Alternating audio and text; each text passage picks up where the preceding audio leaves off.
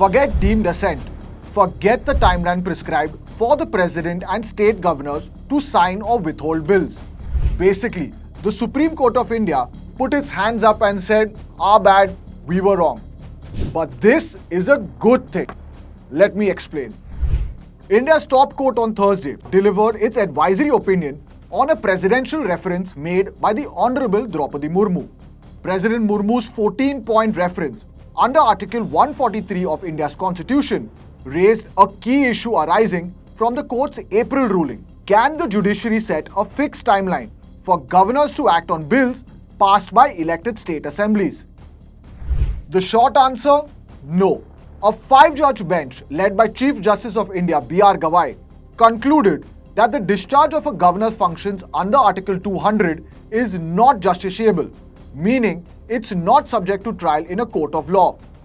The bench added that the Articles 200 and 201 have been framed in such a manner as to provide a sense of elasticity for constitutional authorities to perform their functions.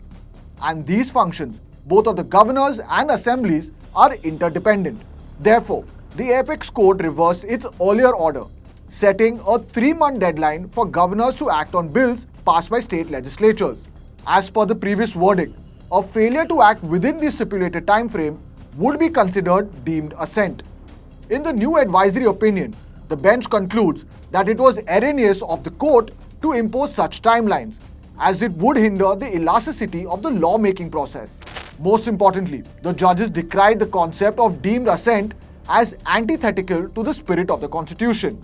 What it means is that such an action would be unconstitutional.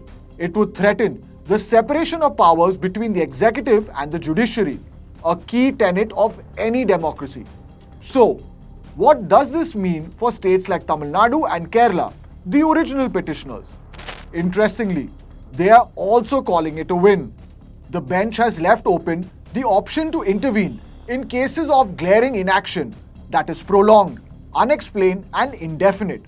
In such cases, the Supreme Court said it can issue a limited directive to the governor, but the court would only nudge the governor to discharge their functions within a reasonable time period, without commenting on the merits of the bill.